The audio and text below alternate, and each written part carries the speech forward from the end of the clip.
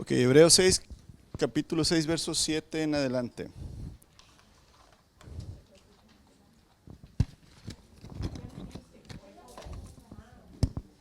Hebreos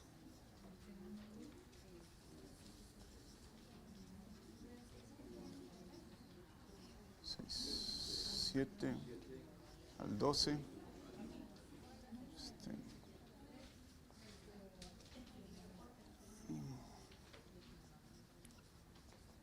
Para perseverar.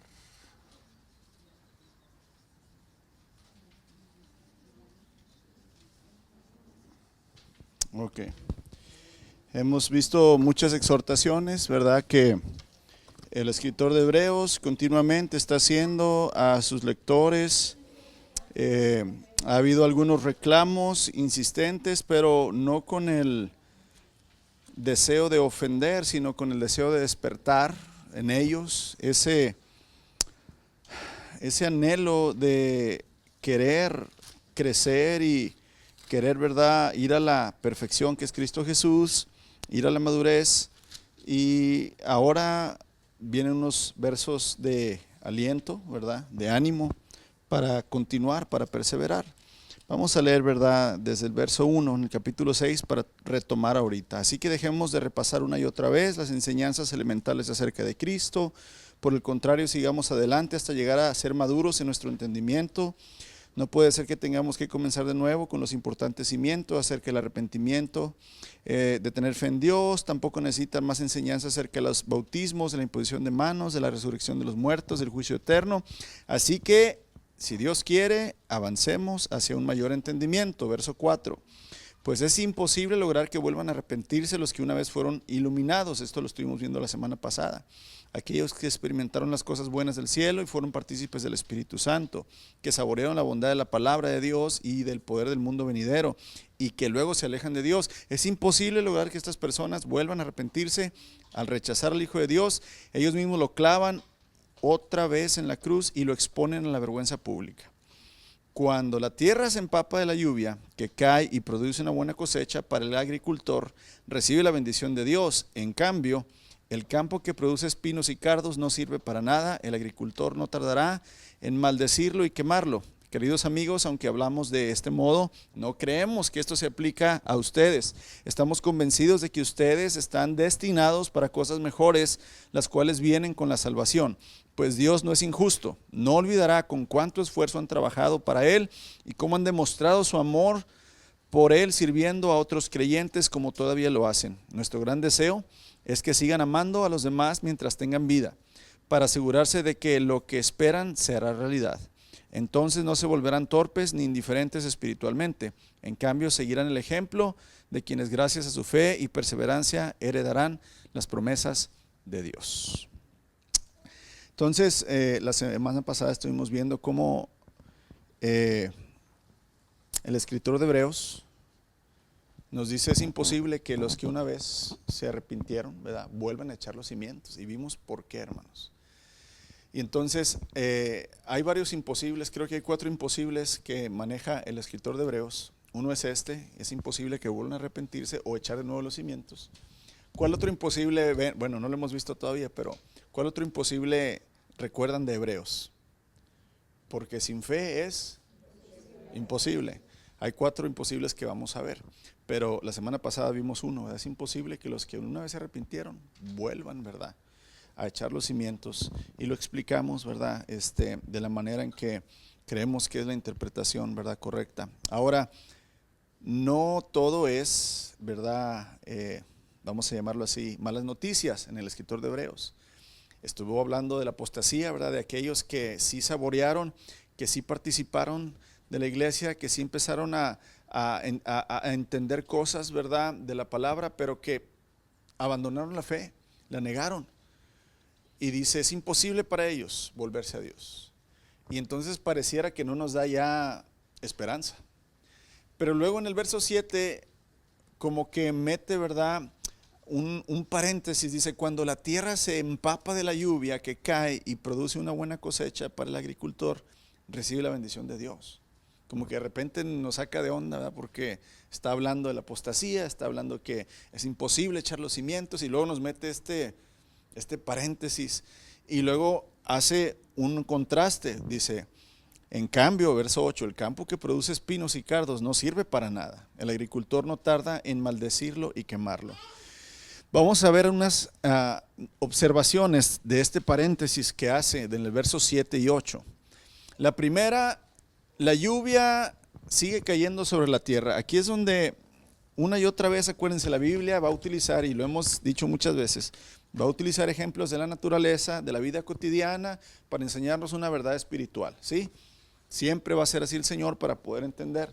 Entonces, hemos estado viendo la lluvia, ¿verdad? La lluvia es bendición.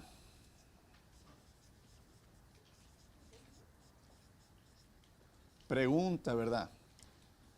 ¿Cae la lluvia aquí en Brownsville, Texas, en el 2024? ¿Nada más en el jardín de los cristianos? ¿No?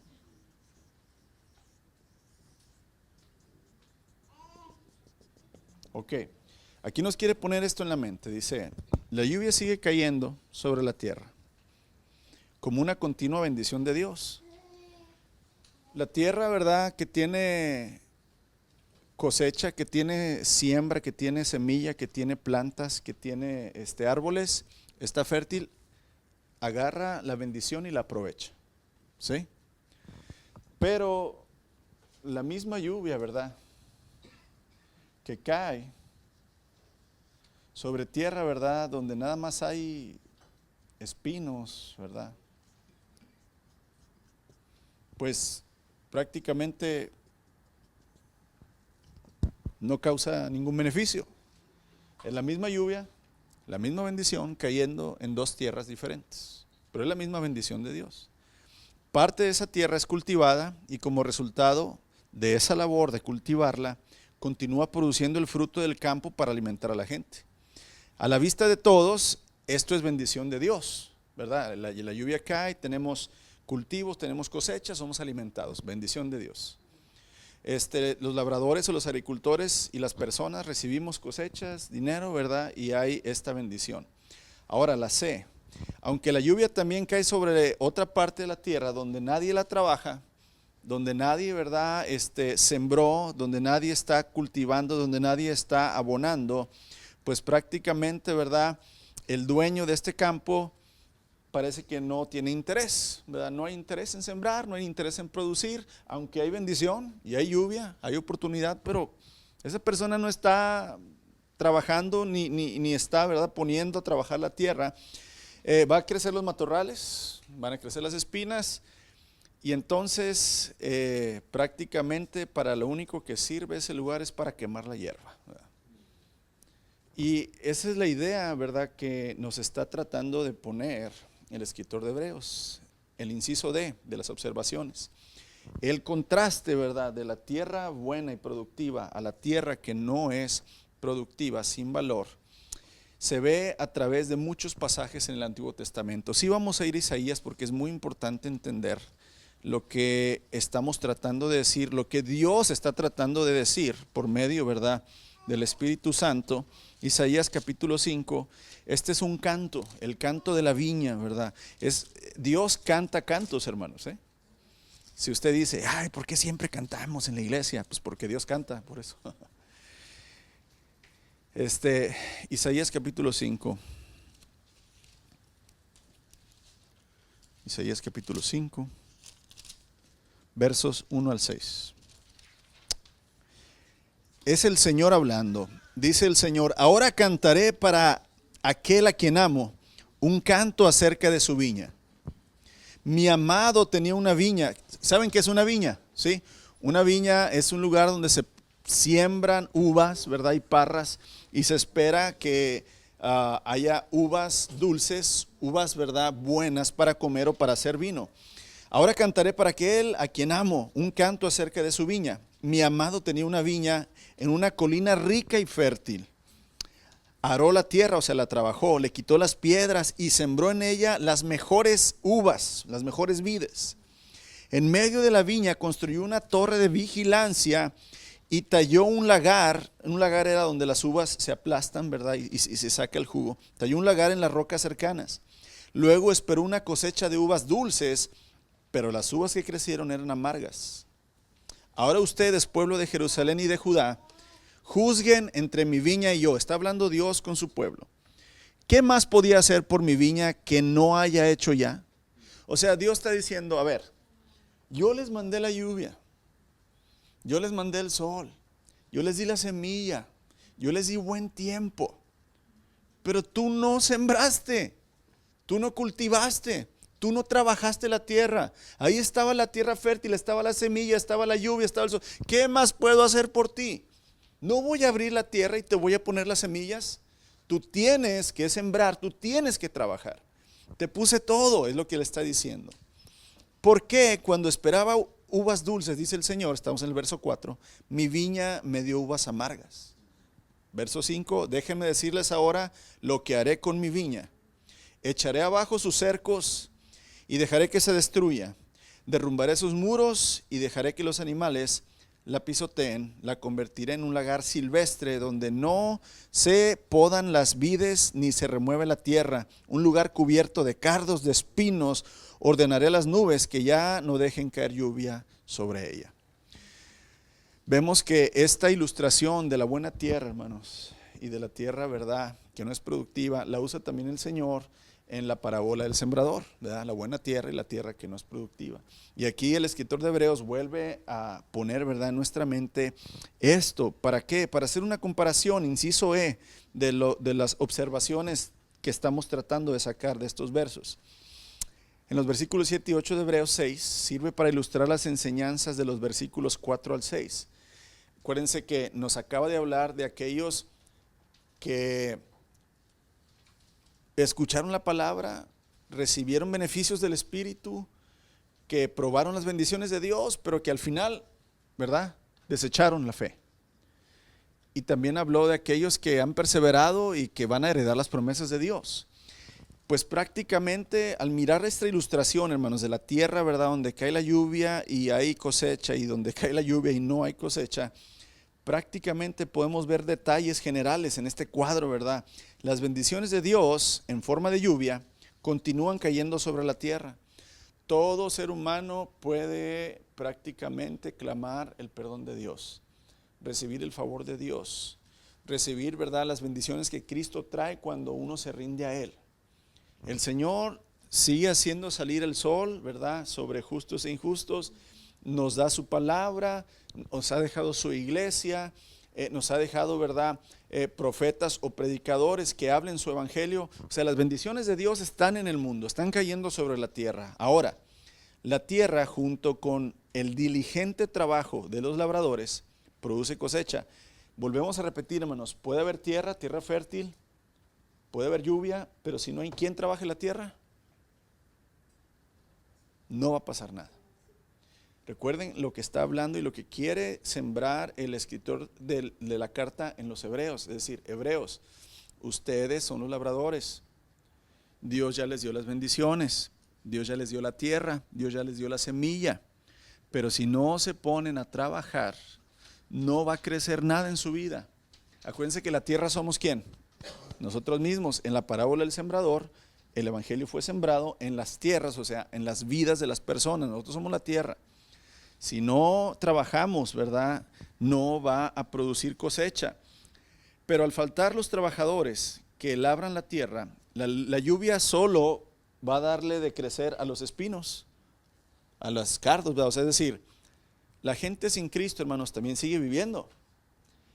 Y tienen trabajo y tienen, ¿verdad?, posesiones económicas, tienen salud a veces también. Es decir, las bendiciones de Dios caen y todas las recibimos, pero hay cosechas malas que no sirven para nada, que van a ser terminadas, y hay frutos y cosechas buenas que Dios las va, ¿verdad?, a aceptar. Y aquí tenemos que entender eso, ¿verdad?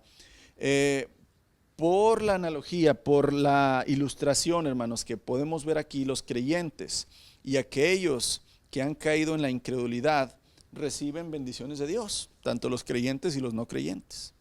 Si el corazón del hombre es malo, ni aun todas las bendiciones de Dios conseguirán hacerle prosperar espiritualmente. Es decir, una persona que niega a Dios, una persona que dice no creo en Dios, no me interesa Dios, yo voy a vivir mi vida, voy a trabajar duro. Claro, hermanos, los hombres más ricos del mundo no son creyentes de Dios. ¿Dios les permite prosperar? Claro que sí.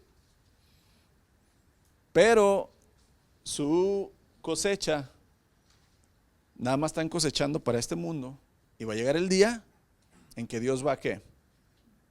Va a probar esa cosecha y le va a quemar, porque no sirve para la eternidad, no sirve en el espíritu.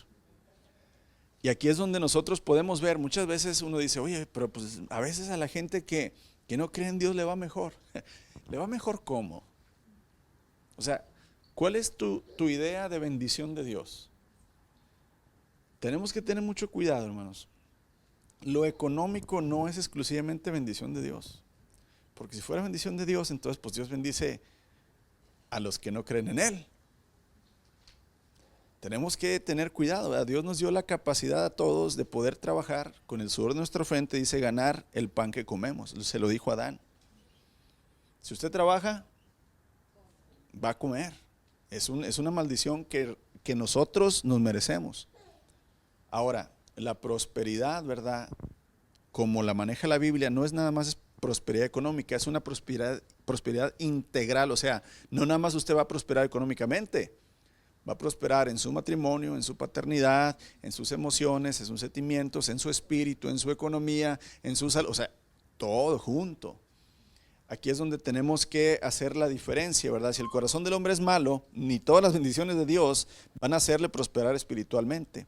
En vez de ello, las bendiciones de Dios, al ser rechazadas como bendición de Dios, por un corazón incrédulo y una vida desobediente, se convierten en condenación. O sea, cuando una persona dice, no, yo tengo lo que tengo, no porque Dios me lo dio, sino porque yo me he esforzado. El aire que respiras, el sol que recibes, el aliento de vida, viene de Dios, amados. No lo puedes negar. Pero hay gente, ¿verdad?, que en su corazón así es, y por más bendición que reciba, no va a suceder absolutamente nada. Inciso F, otra observación. El propósito de la ilustración del escritor, hermanos, es advertir a los destinatarios de su carta, o sea, a los hebreos, que solo observar, solo gozar y recibir las bendiciones de Dios no pueden salvar a una persona. Volvemos a lo mismo. La lluvia cae sobre los buenos y los malos, el aire, ¿verdad? El trabajo, la salud, cae sobre buenos y malos. Pero no nada más porque veas las bendiciones de Dios, goces de ellas y las recibas, eso no te salva. Nada más estás de gracia y misericordia recibiendo lo que Dios te da. Pero eso no va a traer salvación. Prácticamente, a menos que haya habido un genuino nacimiento espiritual, estas bendiciones te van a ayudar a empezar a crecer. Cuando el nuevo nacimiento se puede ver, es evidente, y las bendiciones de Dios son recibidas con acción de gracias, la vida espiritual se desarrolla y produce frutos. Ahí es donde el Señor Jesús en Mateo 7:20 dice, por sus frutos los conoceréis. O sea, en realidad sí hay un proceso, hermanos, en la vida cristiana desde el nuevo nacimiento. Hay un proceso que el escritor de Hebreos quiere dejar muy marcado en la iglesia. O sea, sí, hermanos, ustedes empezaron tomando leche y eran niños, pero ya deben de crecer, ya deben ser maestros, ya deben de comer comida sólida. Sí, antes eran torpes como niños, no sabían, pero ahora ustedes tienen que enseñar a otros. Avancemos, dejemos ya bien puestos los cimientos, pero construyamos encima. O sea, una y otra vez aquí, hermanos, la idea del escritor en estos pasajes es, vean el proceso que existe en la vida espiritual, vívanlo, búsquenlo, sean intencionales y sepan que si no están pasando por ese proceso, algo está mal y pueden terminar muy mal, que era la apostasía, o sea, negar al Señor. Pero dice, no creo que este sea el caso de ustedes. Ahorita vamos a ver, ¿verdad?, qué dice más adelante. Amados, no solamente la lluvia, sino la lluvia y el trabajo hecho para cultivar la tierra es lo que determina la cosecha. Es muy importante responder a la palabra de Dios y progresar hacia la madurez. Yo puedo creer en la palabra de Dios, yo puedo decir, no, es cierto, este libro, ¿verdad?, contiene literalmente lo que Dios dijo, puedo creer en ella, pero si no respondo a ella, es decir, bueno, ya sabes, si sabes que es verdad, pero no haces nada, ¿de qué te sirve saber? Yo les he puesto este ejemplo, estás enfermo, vas con el médico, te dice lo que tienes, te da la receta, te da el tratamiento, pero no lo tomas. ¿De qué te sirvió ir al médico? Absolutamente nada. Saber, hermanos, es una pequeña porción de lo que necesitas entender. Ya sé, pero ahora, ¿qué voy a hacer? ¿Cómo voy a accionar? Pues, amados, es muy importante responder a la palabra de Dios de manera correcta y progresar hacia la madurez. Responder positivamente, ¿verdad?, la palabra con fe y obediencia a las Escrituras tiene como su resultado el fruto de la bendición de Dios. Pero la falta de fe y obediencia a su palabra produce espinos, produce cardos. Una vida sin fruto no vale nada, amados. Volvemos a lo mismo, voy a decir, tú tienes un terreno en la mejor subdivisión de Bronzeville, tienes un terreno grande en la mejor subdivisión de Bronzeville, pero hay puro zacate como de 3 pies de alto. Pues no va a valer lo que puede valer si tienes una casa bien construida. ¿Cuánto va a valer ese terreno con una buena casa, con alberca y resaca atrás, hermanos? 10, 15 veces más que un terreno, ¿verdad?, sin fruto. Un terreno, ¿verdad?, sin cosecha. Prácticamente, amados, ¿verdad?, la vida que está desaprobada delante de los ojos de Dios va a ser cortada y va a ser echada al fuego para ser consumida. Volteamos la hoja. Ahora, no todo es malas noticias, porque terminamos con el verso 8, ¿verdad? Pues que Dios va a cortar, ¿verdad? El agricultor no va a tardar en maldecir ese campo y quemarlo. Pero luego aquí en los versos 9 al 12 cambia su forma de escribir, ¿verdad? El escritor dice, queridos amigos, esta vez es la única vez, hermanos, cuando lo lees en el original, dice amados hermanos, dice. Esta es la única vez que el escritor de Hebreos en toda la carta les dice amados hermanos a los hermanos de Hebreos. Sí, es la única vez que lo hace. ¿Por qué? Les dice, amados hermanos, queridos amigos, aunque hablamos de este modo, él sabe que ha hablado rudo, él sabe que ha hablado, ¿verdad?, con verdades que duelen. Aunque hemos hablado de este modo, no creemos que esto aplique a ustedes. Y todos hacemos, ay, gracias, ay, Señor, ¿verdad? Dice, no creemos que esto aplique a ustedes. Estamos convencidos de que ustedes están destinados para cosas mejores. ¿Quién dice amén? Las cuales vienen con la salvación. Pues Dios no es injusto, no olvidará con cuánto esfuerzo han trabajado para Él y cómo han demostrado su amor por Él, sirviendo a otros creyentes como todavía lo hacen. Nuestro deseo es que sigan amando a los demás mientras tengan vida para asegurarse de que lo que esperan se hará realidad. Entonces no se volverán torpes ni indiferentes espiritualmente. En cambio seguirán el ejemplo de quienes, gracias a su fe y perseverancia, heredarán las promesas de Dios. Aquí hay un aliento bien grande, hermano. O sea, el escritor de Hebreos conocía a la congregación, muy probablemente o era obispo o pastor anciano ahí, o había sido en la iglesia. Por eso les puede hablar de esa manera, por eso conoce la vida de los hermanos y les habla así. Pero luego también les alienta, ¿verdad? Y dice, hey, pero yo sé que ustedes, los que están leyendo esta carta, los que son de la iglesia, yo sé que ustedes no son parte de los que Dios va a quemar, ¿verdad? Y va a arrancar. No, estamos convencidos de que ustedes están destinados para cosas mejores. Y aquí entonces, hermanos, al iniciar esta sección, estos versos, en el verso 9, el autor expresa hermosas palabras a sus lectores, les llama amados, queridos, y con esta expresión se asegura de que ellos entiendan la siguiente verdad que está en su corazón: no creemos que esto se aplique a ustedes. El autor está convencido de que los hebreos a quienes les escribe la carta no se les aplica la maldición del verso 8, ser cortados y quemados, ni tampoco son los apóstatas que describió, ¿verdad?, en el verso 4 y en adelante, sino todo lo contrario. Estos cristianos son los herederos de la salvación y de las bendiciones del Dios.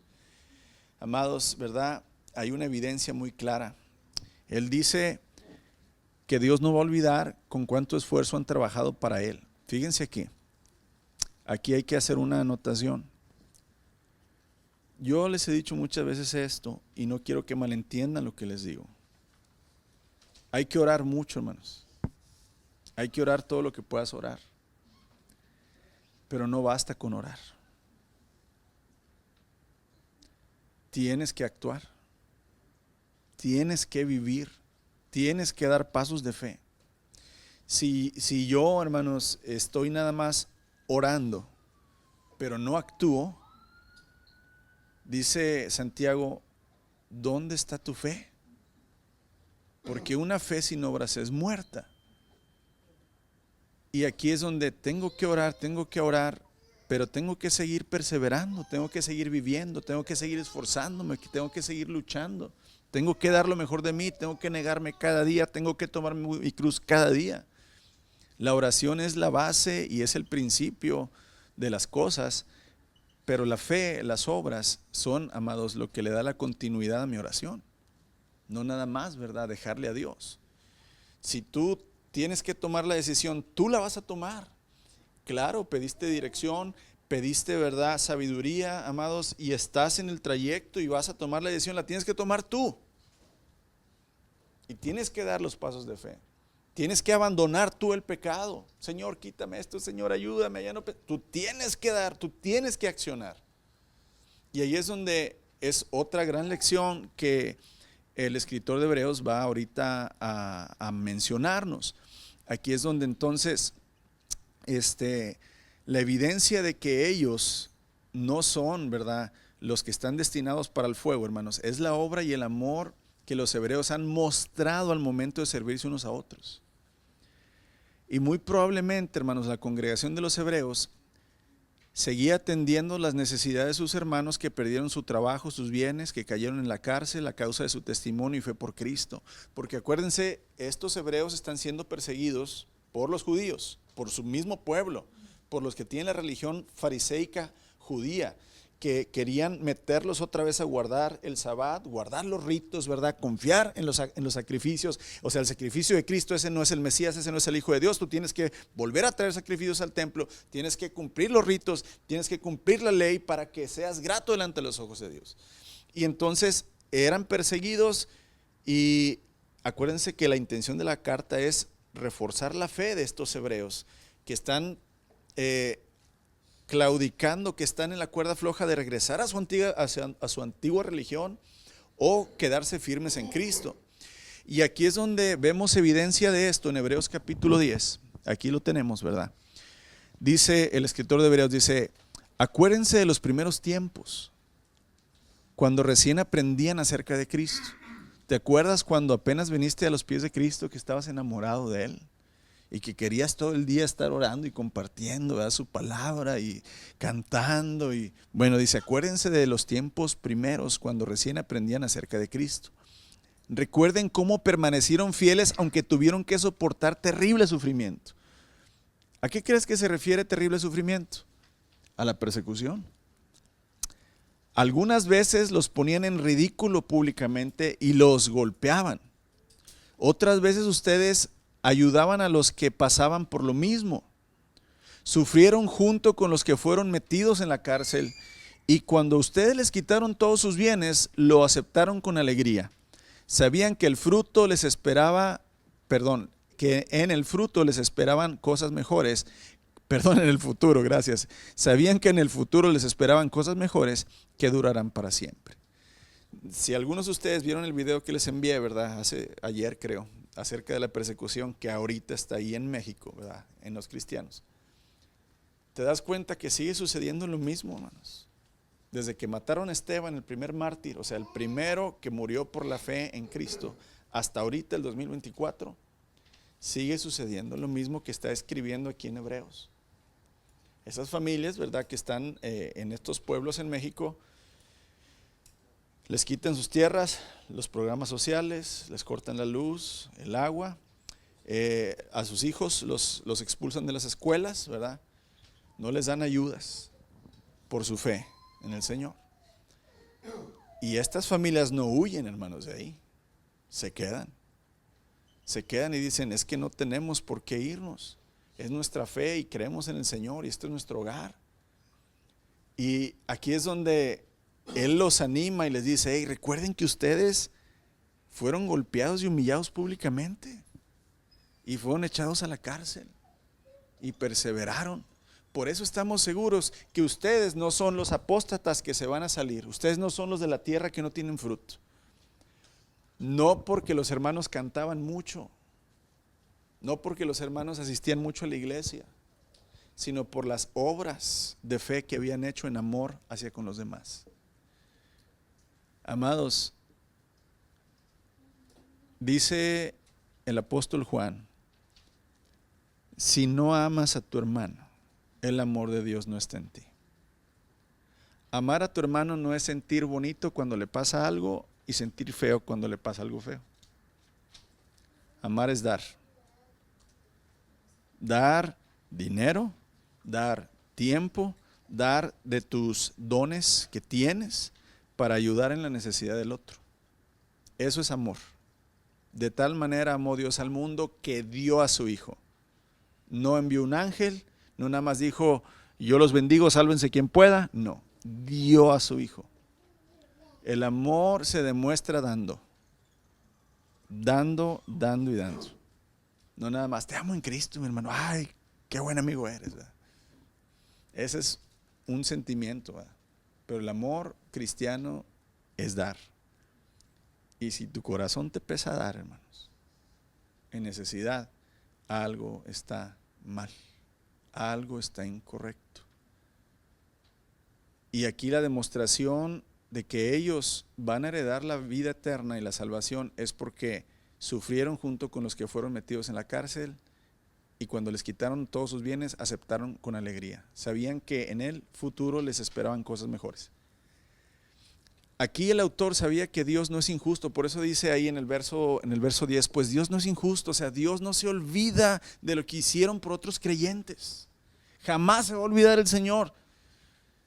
Los $10 que le prestaste al hermano para que le echara gasolina al carro, no se va a olvidar de Dios de esos $10, hermanos. No se va a olvidar.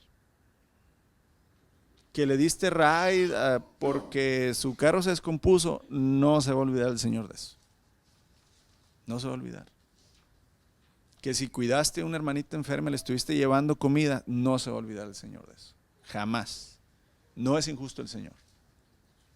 Aquí es donde entonces la mentalidad es, si Dios no se olvida de las cosas buenas que hago, de el amor que puedo demostrar a los demás, voy a hacer más cosas, Señor, para que no te olvides de los frutos que, ¿verdad?, di por medio de tu amor. Ahora, amados, Dios recordará su obra y el trabajo de amor que habían mostrado estos hebreos en su nombre, ¿verdad?, al ayudar a otros creyentes. La Escritura enseña que Dios perdona la maldad, amados, y que nunca más va a recordar los pecados. Tú lo puedes ver en Jeremías 31-34. Qué hermoso que Dios olvide pecados y que jamás recuerde nuestra maldad. Qué bueno que olvide los pecados, pero qué bueno que no olvida las buenas obras que hacemos. Cuando tú lees el libro de los Hechos y ves con detenimiento la conversión de ¿cómo se llama el centurión? Se me olvidó mucho. Cornelio, gracias. Cuando el ángel viene a mostrarle una visión a Cornelio, le dice, Cornelio, tus oraciones y tus limosnas fueron aceptadas delante de Dios. Por eso te digo que no nada más es orar, tienes que accionar. Le dicen, tus oraciones y tus limosnas fueron aceptadas delante de Dios. Es que la fe me lleva a la acción, al vivir. Y Cornelio y su casa, hermanos, recibieron, ¿verdad?, la salvación. ¿Por qué? Porque él demostró su amor a Dios, no a los demás hermanos. Decir, es que yo voy a ser muy dadivosa para que los hermanos digan que el hermano Caleb. No, es, Señor, yo te amo, y tú dices que si yo no amo a mi hermano, no te amo a ti. Señor, voy a amar mucho a mis hermanos, voy a ayudarlos, voy a darles, o sea, despojarme de lo mío para dar en las necesidades de los demás. Eso el Señor, amados, lo toma como un fruto, ¿verdad?, de que las bendiciones que Él envía son sembradas, dan fruto y le traen gloria, ¿verdad?, a Él, y traen evidencia en nosotros de la verdadera salvación. Nunca más el Señor va a recordar los pecados de aquella gente que le conoce y que tiene su ley escrita en su corazón. Dios olvida el pecado, hermanos, pero recuerda los hechos de bondad efectuados en beneficio de su pueblo. Estos hechos, estas obras, podrán ser olvidadas por todos aquellos. Es más, mira, yo te voy a decir una cosa, tú le puedes ayudar 100 veces a un hermano, y el día que no le ayudes, adivina cuál es la vez que más va a recordar en su vida. La única vez que no le ayudaste es cuando va a recordar, y las otras 100 veces se le van a olvidar. Fácil. Y es que así somos, dijo aquel. Así somos, hermanos. O sea, tenemos un corazón muy traicionero. Pero el Señor no olvida el bien. No olvida el bien y perdona el mal que ha sido arrepentido, ¿verdad? Y aquí es donde entonces prácticamente, hermanos, los hechos podrán ser olvidados por aquellos que los llevan a cabo. Trátese ya de alimentar al hambriento, de alojar a un forastero, de vestir a los pobres, de visitar al enfermo o al preso. Pero el Señor Jesús vuelve a confirmar lo que está diciendo este hermano en Hebreos. El Señor Jesús vuelve a confirmar que Dios no olvida cuando dice en Mateo 25:40, les digo la verdad, por cuanto uno de estos pequeños se lo hiciste, a mí me lo hiciste. Cuando, verdad, que le dicen, vengan benditos de mi Padre, entren y hereden el reino de los cielos que fue preparado para ustedes desde antes de la fundación del mundo, porque tuve hambre y me dieron de comer, tuve sed, me dieron de beber, estuve desnudo, me vistieron. Y ellos decían, ¿cuándo, Señor? ¿Cuándo te hicimos eso? Por cuanto se lo hiciste a alguno de ellos, a mí me lo hiciste. Y ahí es donde, amados, en realidad, ¿verdad?, tenemos que entender que no podemos vivir enfocados en nosotros, no podemos vivir enfocados en nuestros deseos, no podemos vivir enfocados en lo material que anhelamos. Donde está nuestro tesoro, hermanos, está nuestro corazón. Y en juego está el alma y la eternidad. No está en alma tu retiro, tus bienes, tu cuenta de banco, hermanos, tus propiedades. Te vas a morir y no te vas a llevar nada. Pero sí está en juego tu alma y tu eternidad. Tu sufrimiento eterno o tu goce eterno. Y aquí es donde es muy difícil, hermanos, y muchos predicadores han tratado de ablandar esto, ¿verdad? No, es que el Señor no te está pidiendo todo. No te está pidiendo que traigas todo aquí y se lo des al pastor. No, lo que sí te está pidiendo es que lo des todo a Él, hermanos. Que no te reserves nada, y es bien difícil porque nos ha costado tanto esfuerzo, tantas ilusiones, pero al final de cuentas el Señor dice, necio, nada te vas a llevar. Hoy vienen a pedir tu alma y ¿qué? ¿De qué te sirve lo que tienes? Si no lo usaste para amar, para dar, ¿para qué lo usaste? Para tus deleites. Y aquí, ¿verdad? Primero está alabando, ¿verdad?, dando gloria el escritor de Hebreos en que estos hebreos, hermanos, que están leyendo la carta, ellos han demostrado ese amor.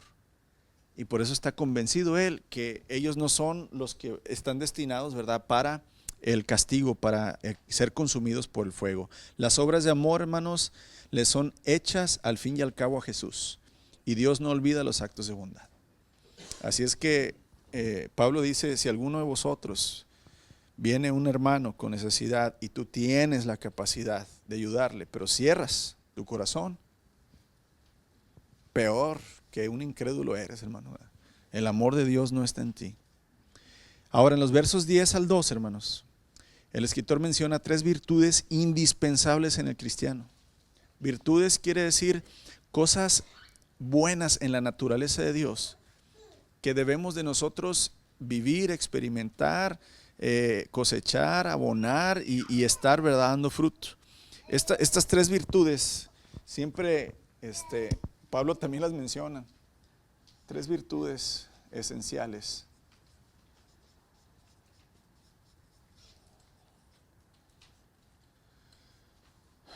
O básicas en los hijos de Dios.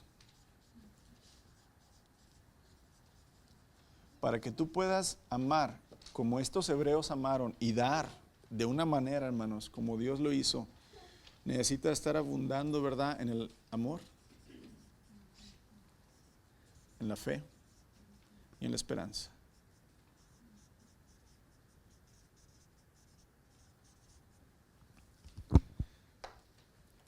Estas tres virtudes son mencionadas constantemente en el Nuevo Testamento, siempre en conjunto, siempre juntas, como una triada o una tercia, ¿verdad? Como una base para el crecimiento espiritual. O sea, puedes decir que tienes fe, pero no hay amor. No. Dices que tienes amor, pero vives sin esperanza. No. Dices que tienes esperanza, hermanos, pero no tienes fe. No, o sea, esto es una triada, ¿verdad? Es como nuestro Señor, ¿verdad? Padre, Hijo y Espíritu. Prácticamente necesitamos entender que estas virtudes de Dios tienen que estar en nuestra vida unidas, van de la mano. Necesitamos estar conscientes que debemos estar viviendo por medio de ellas. Vamos a la siguiente hoja. Hoja 52. Los apóstoles constantemente insisten a los creyentes a crecer espiritualmente. Mira, la vida de los apóstoles o cuando eran discípulos, antes de que el Espíritu Santo descendiera sobre ellos, son vidas muy simplonas. Hasta parece que los apóstoles como que el Señor Jesús se equivocó al escogerlos. Como que ay, Señor, ¿cómo escogiste a ese Pedro y ese Judas tan traicioneros, Señor? ¿Verdad? O sea, prácticamente vemos que carecen de todo, hermanos. Carecen de amor entre ellos, carecen de fe, carecen de esperanza. Todas las veces que viene una prueba, ahí están gritando los 12: ¡ay, nos unimos, Señor! ¡Ay, ay! Cuando el Señor Jesús iba caminando, que pensaron que era un fantasma, todo, o sea, los ves y pues son como nosotros, hermanos, carentes de todo. Pero cuando el Espíritu Santo vino sobre ellos y les dio sus virtudes, les dio, ¿verdad?, la gracia, fue derramada sobre ellos. Ellos vieron en ellos mismos un cambio, un crecimiento que no tuvieron, hermanos, en los 3 años que anduvieron con el Señor Jesús a un lado, viendo los milagros, viendo el poder. Es más, ellos mismos hicieron milagros. Acuérdate cuando el Señor los envió de 2 en 2 a los 70. Dice que regresaron brincando, hermanos, brincando emocionados. Señor, los demonios se sujetan en tu nombre. Se nos sujetan los demonios. Señor, sanamos gente enferma. O sea, ellos, hermanos, gozaron del poder del Señor para hacer milagros. Pero no fueron transformados, hermana. Ese es el punto. Ese es el punto. Antes que vino el Espíritu Santo con sus virtudes, porque ya hasta el libro de los Hechos, ya cuando el Señor Jesús murió, resucitó, se estuvo apareciendo 40 días, hasta el día 50 que el Señor Jesús resucitó, es cuando el Espíritu Santo desciende sobre ellos, ¿verdad? Y son capaces de empezar a crecer espiritualmente. Y lo que te quiero decir es que, amados, podemos mostrar el poder de Dios, mostrar, no tener, pero podemos mostrar el poder de Dios, podemos tener ministerios, dones, conocimiento, pero si no hay amor, si no hay fe, si no hay esperanza genuina del Espíritu, no hay vida espiritual. Y aquí los apóstoles entonces instan, o sea, animan, siempre están exhortando a los creyentes a crecer, porque ellos sabían que no era y no bastaba, hermanos, quedarse nada más con Jesús a un lado. Jesús estuvo a su lado 3 años, sino que es necesario que Jesús esté ¿dónde? Adentro y creciendo. Juan el Bautista, el mayor profeta, es necesario que yo mengüe para que Él crezca. Todos los discípulos del Señor entendieron este concepto de crecimiento espiritual, de madurez espiritual, que no te puedes quedar donde estás. no es suficiente con lo que tienes de fe, de esperanza, de amor. Necesitas seguir, continuar creciendo. Pedro, en su segunda epístola o carta, alienta a sus lectores a crecer en la gracia y conocimiento de nuestro Señor y Salvador. Ahí está la segunda de Pedro 3:18. Y luego también procuren tanto más hacer firme su vocación y elección. Luego también dice Pedro, deseen con mucha ansiedad la leche, ¿verdad?, espiritual que los hace crecer. Siempre están ellos invitándonos al crecimiento. Cuando el escritor de Hebreos exhorta, ¿verdad?, o sea, aconseja a los que están leyendo su carta a asegurar su esperanza, recurre al término diligencia. Aquí estamos en el verso número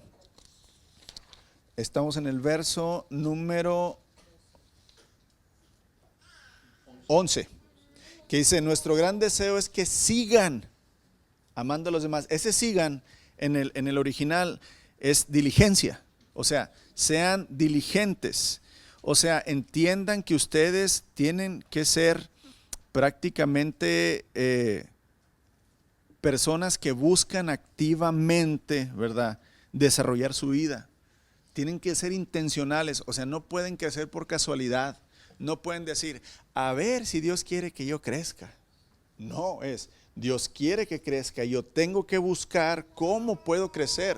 Tengo que estar constantemente llenándome del Señor, demostrando amor, buscando verdad en la esperanza, en las promesas de Dios, en la fe.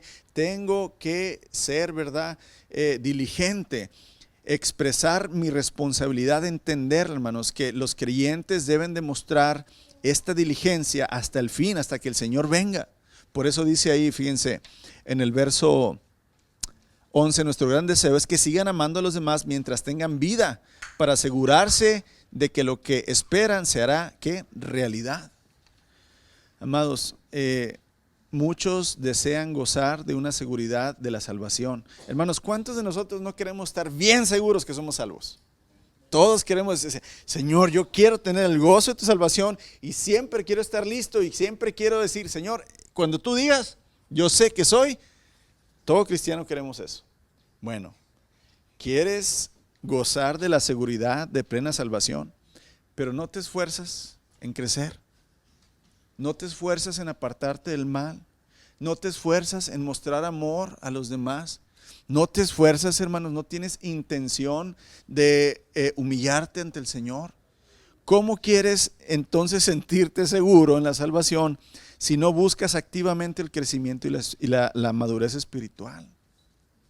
O sea, es ilógico. Es decir, yo quiero estar bien saludable, pero no me cuido, hermanos.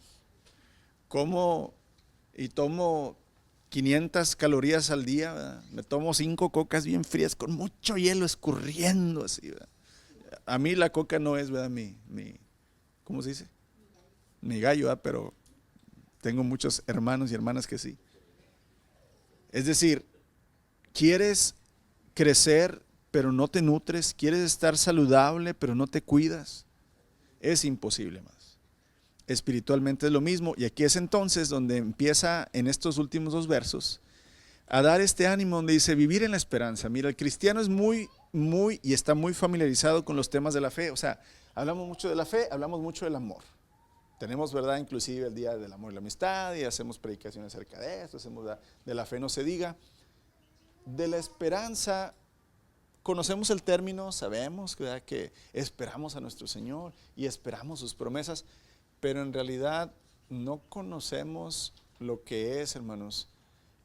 Más bien dicho, no vivimos crisis tan duras como las vivieron en los primeros cristianos para conocer la esperanza. Y aquí es donde a veces entonces tenemos fe y amor, pero no tenemos esperanza. Pero el tema de la esperanza, hermanos, no se recibe o no ha recibido mucha atención como el amor y la fe. Pero en nuestra época, en que es muy común el éxito instantáneo, pareciera que la esperanza estuviera fuera de moda. O sea, haga de cuenta, ahorita todo lo queremos y nos han acostumbrado a que todo es rápido, ¿sí? Hay tratamientos muy rápidos para sanarse, trámites muy rápidos, ya online puedes, ¿verdad?, inclusive 24/7 hacer pagos y todo. O sea, Antes, bueno, los que les tocó, ¿verdad? Los que vivimos en México, ibas a sacar la licencia a manejar o ibas a sacar iba a hacer un trámite, hermanos, la filota, ¿verdad? Y allá no hay aire acondicionado, ni hay asientos a veces, y hacer la fila, ¿verdad?, afuera, y ahí estar, a ver si te toca, si tienes fichas, si no llegas, ahí estás esperanzado, a ver si, pero en este tiempo, hermanos, que todo es rápido, que el éxito, ¿verdad?, y las cosas son rápidas, pareciera que la esperanza no la conocemos, pero en los días de Jesús y los apóstoles, este concepto de esperanza era muy conocido y muy vivido. Te vuelvo a repetir, cuando te quitaban todo, hermanos, llegaban a tu hogar, te arrestaban, te golpeaban, te incautaban tus bienes, te llevaban preso por causa de Cristo, no porque eras un malo, ¿verdad?, o un delincuente. Y estabas ahí siendo juzgado por el Sanedril o por los religiosos. ¿Qué era lo que sostenía la fe de estos cristianos? La esperanza. Vivían en decir, Señor, de aquí nada me puede librar excepto tú. Me quitaron mi casa, me quitaron mis animales, me quitaron mis bienes, tienen a mi familia. Mi vida depende de ti, Señor, o mi muerte depende de ti, Señor. Espero y confío en ti. Ellos conocían, hermanos, la esperanza. Ellos sabían que la esperanza era indispensable. Si no tenían esperanza, pues entonces prácticamente su fe era nula. Mira, con excepción de Marcos, Santiago, Pedro, Judas y Apocalipsis, el tema de la esperanza aparece en todos los libros del Nuevo Testamento. O sea, de los que 27 libros, 5 no hablan de la esperanza así muy abiertamente, pero los otros 23 libros hablan muy claramente de este tema de la esperanza. Y Pablo enfatiza este concepto, hermanos, de la esperanza, aún más que cualquier otro escritor. Pablo habla mucho de la esperanza. Y la esperanza enseña a tener paciencia y aceptación, excepción de lo que se va a transformar en realidad. O sea, es decir, hermanos, si tú no tienes esperanza, si tú no vives esperanza, ¿cómo puedes entonces confiar en que vas a llegar al cielo? Si tú no tienes esperanza y confianza en que el sacrificio de Cristo ha sido suficiente y que a pesar de que estás viviendo una vida de sufrimiento, de que estás viviendo una vida, ¿verdad?, muy adversa, con mucha lucha, si no tienes esperanza, pues tu fe va a morir, se va a acabar. Pero si la esperanza, hermanos, está en ti, esta virtud, ¿verdad?, de como el Señor Jesús lo expresaba, ¿verdad?, voy a ir y voy a regresar para que donde ustedes estén, yo también esté. En la casa de mi Padre mucho lugar hay para ustedes, porque quiero ir para preparar lugar para que ustedes estén conmigo. La esperanza, amados, es la promesa de Dios que será cumplida, ¿verdad?, en la vida eterna. Es así que la esperanza nace de la fe y la esperanza sustenta la fe, amados. No puede haber esperanza sin tener fe en Cristo, puesto que la esperanza está enraizada solamente en Él. La fe sin la esperanza sería en sí misma inútil. Tienes fe, pero no tienes esperanza, pues entonces, ¿cuál es tu fe? Nada más las cosas que ves, las cosas que sabes que sí van a suceder y que las tienes a la mano, o tu fe recae en aquel Cristo que no lo has visto, que no lo has oído literalmente, sí, por medio de su palabra, pero que sabes que es Dios, sabes que es real. Esa es tu esperanza, gloria a Dios. Pero si no, entonces, ¿cuál es? Es inútil. Y para terminar, entonces, en el verso 12, les dice, entonces, si ustedes, ¿verdad?, tienen esperanza, si ustedes siguen adelante, si ustedes entienden que Dios no se va a olvidar de lo que han hecho bien, verso 12, entonces no se volverán torpes ni indiferentes espiritualmente. En cambio, seguirán el ejemplo de quienes gracias a su fe y perseverancia van a heredar las promesas de Dios. Aquí nos dice lo mismo que Pablo dijo, hey, imítenme a mí como yo imito a Cristo. O sea, es decir, hagan lo mismo que han hecho los que han perseverado, los que se han mantenido fieles. Hermanos, la esperanza, por lo tanto, nos da como resultado la perseverancia. Si yo espero, si yo tengo fe en el Señor y yo tengo esperanza y amor, voy a tener entonces perseverancia. Voy a perseverar. Estas tres virtudes van a alimentar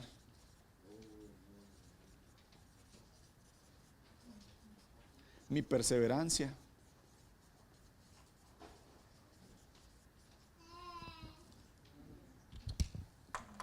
El que día a día me levanto, lucho, creo, perdono, me humillo, ayudo, amo, doy. O sea, prácticamente, hermanos, aquel que tiene la esperanza puesta en la persona y obra de Cristo va a gozar de confianza durante su vida en la tierra y va a experimentar la vida eterna cuando muera.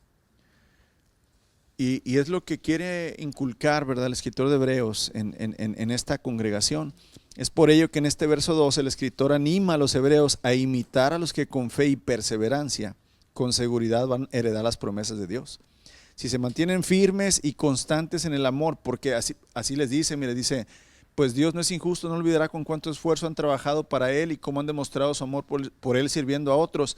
Nuestro gran deseo es que sigan amando a los demás, o sea, continúen, perseveren, manténganse así, es lo que les está diciendo, ¿verdad? ¿Para qué? Para que entonces el amor, la fe y la esperanza les den garantía de la herencia celestial.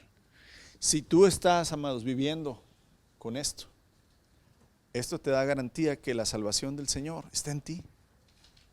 Es garantía, es el sello del Espíritu Santo en tu vida. No es algo humano. Mira, el humano no podemos permanecer en amor, fe y esperanza. No lo puedes por un tiempo tener esperanza humana, fe humana, amor humano, pero el Señor fue muy claro. El que sea fiel hasta la muerte le dará la corona de vida. Sin esto, hermanos, no vas a poder perseverar, y sin perseverancia no vas a poder llegar al final. Y si no llegas al final en Cristo, hermanos, entonces pues la vida eterna nunca tuvo lugar, ¿verdad?, dentro de ti. Aquí es donde, perdón.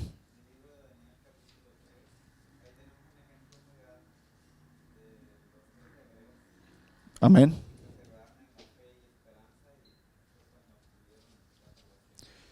Y me gusta mucho la frase que le dicen al rey, le dicen, mira, rey, nuestro Dios nos puede salvar de la muerte, dice, si quiere, le dicen, si quiere. Y si no quiere, dice, como quiera, no nos vamos a arrodillar delante de tu estatua. Eso es fe y esperanza, hermanos. Y luego lo demostraron, ¿cómo? ¿Verdad? Perseveraron, aunque nos vayan a echar al hoyo, ¿verdad?, al fuego, no vamos a ir hacia atrás. Gracias, hermanos, por el ejemplo. Aquí es donde entonces, amados, cuando uno vive diariamente practicando las virtudes que vemos en Cristo, o sea, la fe, la esperanza y el amor, nuestra torpeza y flojera espiritual va desapareciendo. Por eso te digo, no es nada más, Señor, dame, ayúdame, Señor, Señor, yo quiero crecer, Señor, yo quiero madurar, Señor, yo quiero ser transformado. Pero ¿qué estás haciendo para que eso suceda? ¿Qué estás haciendo? Persevera en el amor, en la fe y en la esperanza. Cuando vives diariamente y practicas estas virtudes, hermanos, pues va a desaparecer tu flojera espiritual, ¿verdad? Y el Espíritu Santo va a ser fortalecido en nosotros, dando lugar a que Él domine nuestra carne y podamos crecer y permanecer en constante madurez, creciendo hasta que Cristo vuelva y Él termine su hermosa obra en cada uno de nosotros. Terminamos con estos dos versos muy conocidos. Hebreos 5:14. El alimento sólido es para los que son maduros, los que a fuerza de práctica están capacitados para distinguir entre lo bueno y lo malo. O sea, práctica, práctica.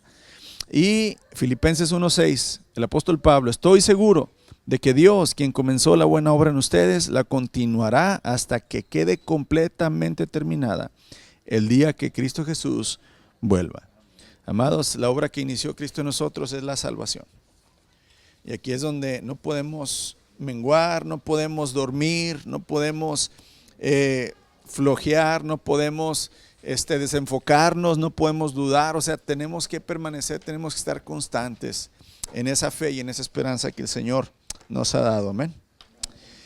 Señor, gracias por tu palabra, gracias por tu Espíritu, Señor, gracias por tu iglesia.